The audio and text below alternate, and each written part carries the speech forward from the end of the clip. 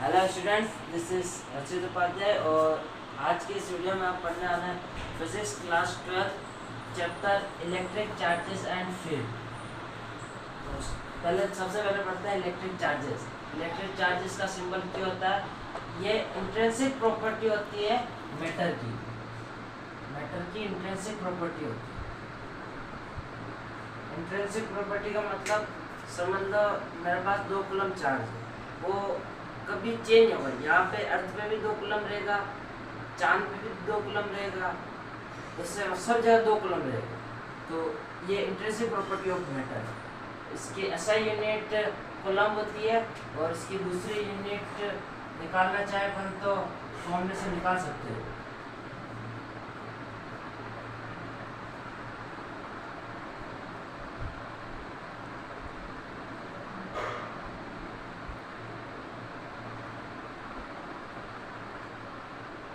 ये इसकी दूसरी यूनिट होगी,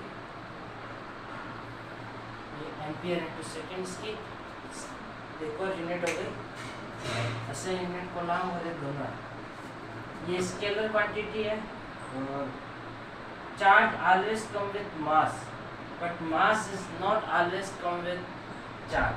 मतलब अगर ये मार्कर है तो इसमें मास है लेकिन इसमें चार्ज हो वो जरूरी नहीं है। लेकिन अगर मेरे पास कोई ऑब्जेक्ट है तो चार्ज है 2 कूलम का, तो उसमें चार्ज तो ही, लेकिन उसके पास मास भी होगा ही होगा। मास तो होगा ही होगा, चार्ज हो या ना हो जरूरी नहीं है। ठीक है, चार्ज और मास में अपन थोड़ा डिफरेंस देख लेते हैं। चार्ज पॉजिटिव और नेगेटिव दोनों हो सकता है, लेकिन मास हमेशा पॉजिटिव होगा। चार्ज स्पीड पे डिपेंड नहीं करता कि चार्ज किस स्पीड से चल रहा है नहीं चल रहा है, उस पर डिपेंड नहीं करता, लेकिन मास डिपेंड करता है। और ये एमओ का मतलब मास रेस है, एम का मतलब mass of object at speed V, V का मतलब speed, mass of object at speed V. और अपना दूसरा टॉपिक है आज का quantization of charge.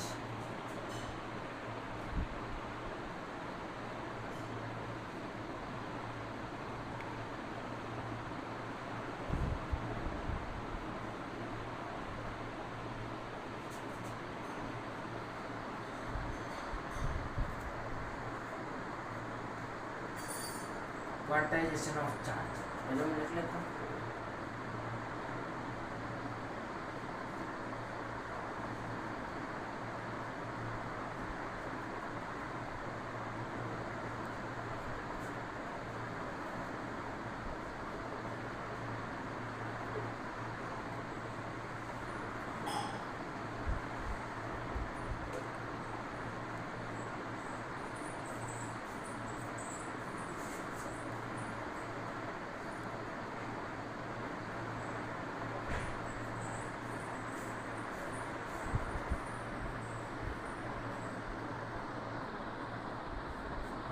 Charge on any object is integral multiple of fundamental charge। इसका मतलब क्या? सबसे पहले तो फंडामेंटल चार्ज का मतलब होता है charge on 1 electron. E charge on 1 electron is called fundamental charge. So हम कौन सा भी ये एम का मतलब यहाँ पे integer plus minus 1 plus minus 2 plus minus 3। समझ लो कोई भी ऑब्जेक्ट है तो उस पर जो चार्ज होगा ना वो 1e 2e 3e, ई का मतलब 1.6 इंटू 10⁻⁻19 कूलम।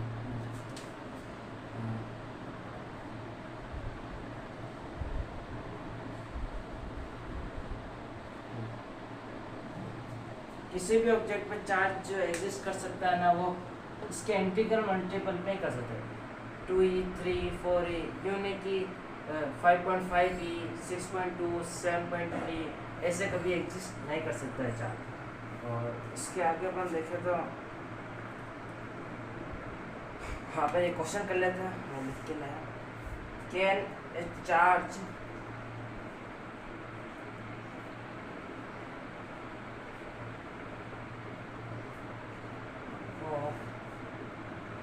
9 ×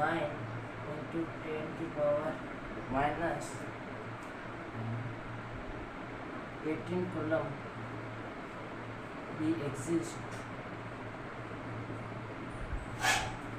ये क्वेश्चन है कि मतलब किसी भी ऑब्जेक्ट पे इतना चार्ज हो सकता है कि नहीं हो सकता, तो अपन इसको चेक करना पड़ता है। इस फॉर्मूले से अपन चेक करेंगे। ये हमें चार्ज की वैल्यू दे रखी है, ई की वैल्यू हमें पता ही है। चार्ज की वैल्यू 9 × 10⁻−18 एंड निकालना। ई का वैल्यू 1.6 × 10⁻−19। तो हम इसको सॉल्व कर लेंगे।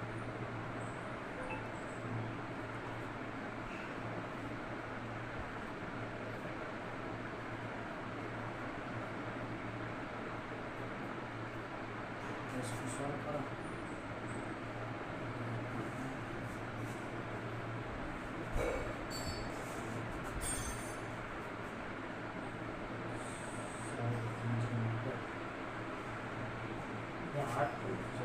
इसके लिए कैंसलेशन में आसानी है।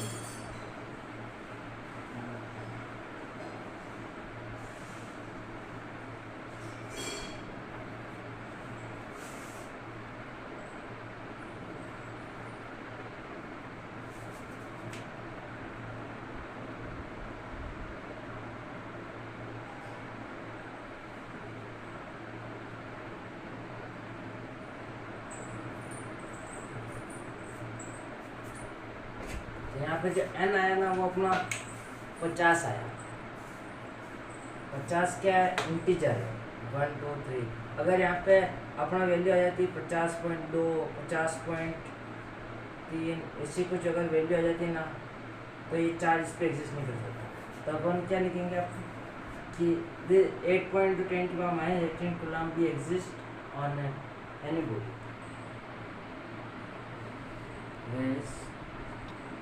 of charge।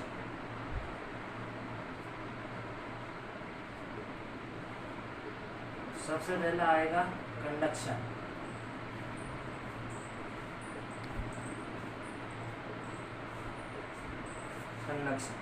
कंडक्शन क्या होता है समझ लो।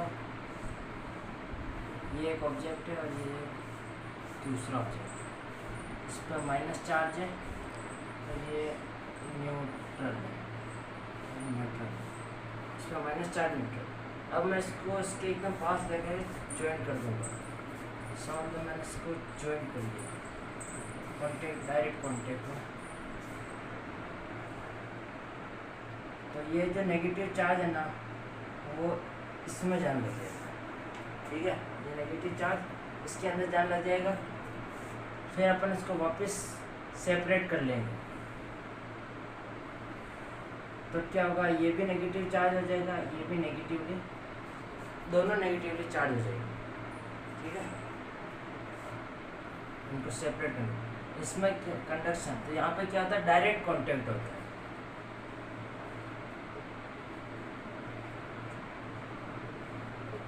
दूसरा है इंडक्शन।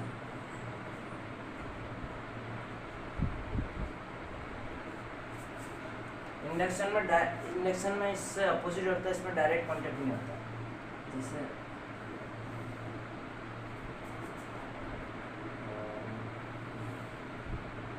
ये माइनस प्लेट है, ये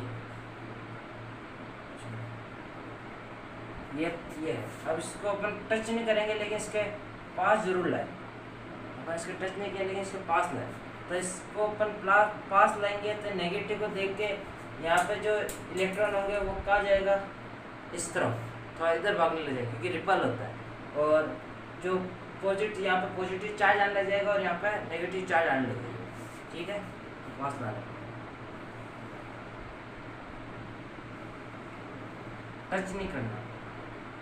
यहाँ पर नेगेटिव, इस साइड तो पॉजिटिव आएगी,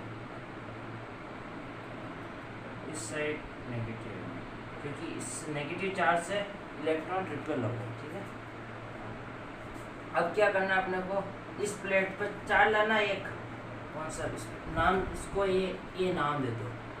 अपन एक दूसरी प्लेट लाएंगे, बी, प्लेट बी लेंगे, ये क्या है न्यूट्रल। अब इसको अपन है ना इसके साथ कनेक्ट कर देंगे, ये प्लेट तो ये रह जाएगी और इन दोनों को अपन कनेक्ट करने वाले हैं।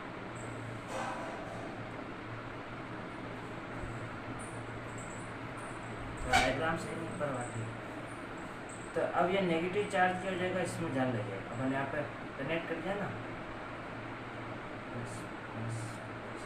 ये नेगेटिव चार्ज इसमें चला जाएगा, ये प्लेट ए, ये प्लेट बी।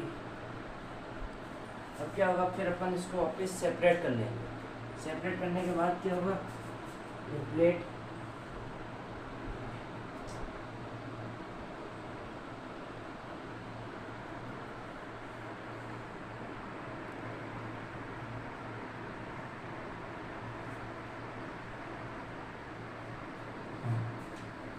वापस एक बार समझ लेंगे। पहले वेज ऑफ चार्जिंग, इसमें अपना पहला है कंडक्शन। कंडक्शन में ये अपनी एक प्लेट है नेगेटिवली चार्ज और दूसरी है न्यूट्रल चार्ज। इसको हम डायरेक्ट कांटेक्ट करेंगे। डायरेक्ट कांटेक्ट करने पर ये क्या होगा, नेगेटिव चार्ज इसमें जाने लग जाएगा। तो फिर इसको अपन जैसे ही सेपरेट करेंगे, इसमें भी नेगेटिव चार्ज थोड़ा, इसमें भी नेगेटिव चार्ज आ जाएगा। तो दूसरा है इंडक्शन। इंडक्शन में क्या है, एक हम नेगेटिव चार्ज प्लेट है, इसमें अपन डायरेक्ट कांटेक्ट नहीं करेंगे। इसको जैसे इस प्लेट के पास लेके गए, ये इस इनके जो नेगेटिव चार्ज मतलब इलेक्ट्रॉन, इसके इलेक्ट्रॉन की वजह से इसके इलेक्ट्रॉन रिपल करने लगे। तो ये न्यूट्रल था ना, तो इसके नेगेटिव एक साइड में जमता गया, पॉजिटिव दूसरी साइड में आता गया। तो अपन एक दूसरी प्लेट लेके आए, दूसरी प्लेट को इन दोनों को अपन कनेक्ट किया। कनेक्ट करने के बाद ये नेगेटिव चार्ज किया, जैसे कंडक्शन में अपना नेगेटिव चार्ज इसके अंदर जाने लग गया था, वैसे ही ये नेगेटिव चार्ज इसके अंदर जा रहा है। अब इसको वापस सेपरेट करने पर इसके ऊपर तो प्लस प्लस रह गया, इसके ऊपर माइनस माइनस रह गया।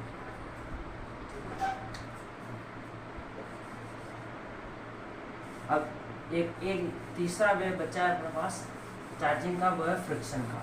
दो अपन ने पढ़ लिया, इंडक्शन कंडक्शन, एक बचा है वो है फ्रिक्शन। तीसरा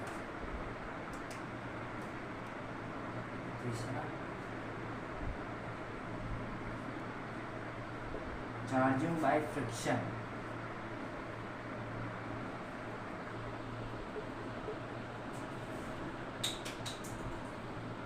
चार्जिंग बाय फ्रिक्शन, इसमें क्या है समझ लो। मैंने फ्रिक्शन मतलब ऐसे ऐसे रब करेंगे तो फ्रिक्शन होगा। फ्रिक्शन होने पर कुछ इलेक्ट्रॉन यहाँ से ऐसे ऐसे करूँगा तो कुछ इलेक्ट्रॉन यहाँ से यहाँ चले जाएंगे और यहाँ से यहाँ चले जाएंगे, तो इनमें चार्ज हो जाता है।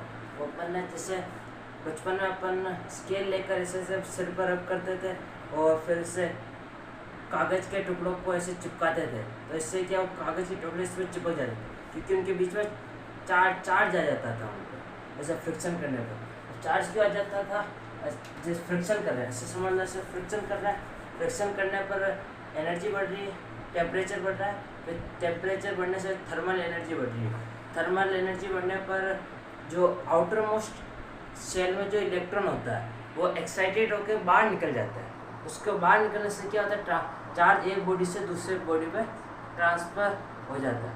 ठीक है, तो समझे। दो ऑब्जेक्ट है, बाय रबिंग टू ऑब्जेक्ट, रब करते हैं ना ऐसे, रब करना, बाय रबिंग टू ऑब्जेक्ट, कितने ही ऑब्जेक्ट कर सकते हैं। रबिंग करेंगे तो टेम्परेचर इंक्रीज हो जाएगा, थर्मल एनर्जी इंक्रीज,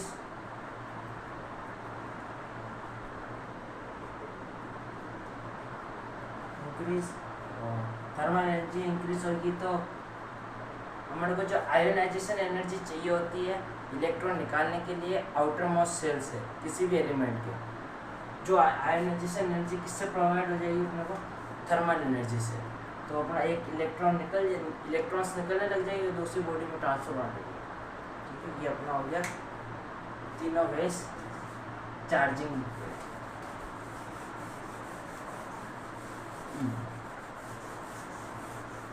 अब अपन पढ़ेंगे कूलम्ब्स लॉ।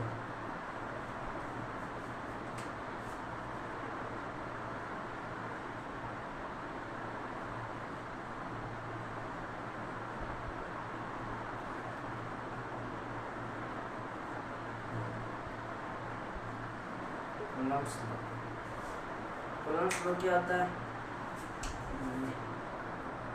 चार्ज Q है और एक चार्ज Q। ये दो चार्ज है, इसके बीच का डिस्टेंस r है। यहाँ से सेंटर से इसका डिस्टेंस Q।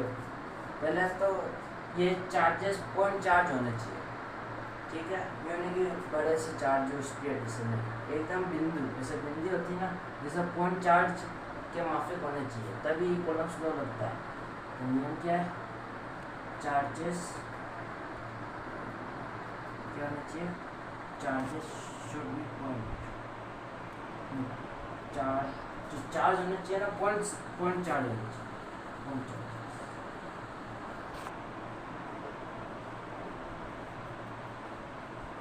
चार्जेस। दूसरा कूलम्ब्स लॉ होता है क्या?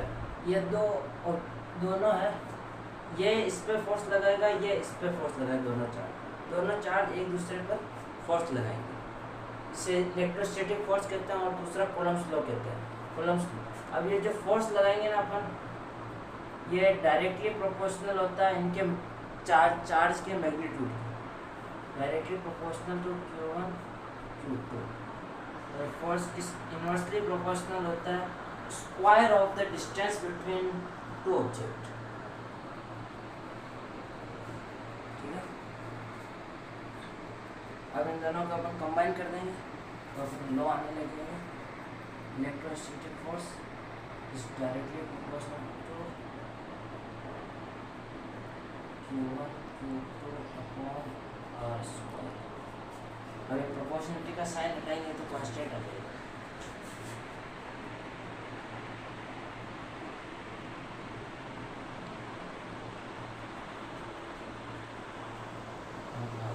ये क्या है? ये कांस्टेंट प्रोपोर्शनलिटी का साइन हटाने के बाद इसकी जब वैक्यूम होती है, वैक्यूम में इस k की वैल्यू होती है 1/4 pi epsilon not.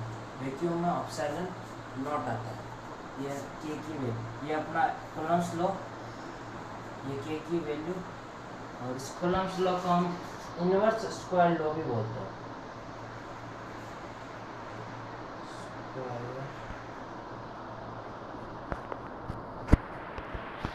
Coulomb's law को इनवर्स स्क्वायर लॉ भी बोलते हैं। इनवर्स स्क्वायर लॉ क्यों बोलते हैं? इसका एक ग्राफ आता है फोर्स और डिस्टेंस का, डिस्टेंस ग्राफ आता है फोर्स। ये डिस्टेंस कौन सी? इन दोनों चार्जेस के बीच की डिस्टेंस। तो ये अब क्या है? ये फोर्स और ये क्या? Inversely proportional, force inversely proportional to square of the distance between them. तो इसका ग्राफ कैसा बनता है? ऐसा बनता है फोर्स, ठीक है। इस k की यूनिट लिखिए, k की यूनिट क्या होती है? मीटर स्क्वायर कूलम्ब्स,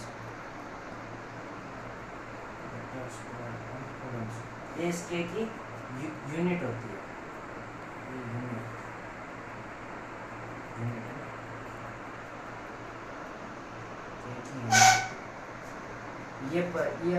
ये एप्सिलॉन नॉट है परमिटिविटी,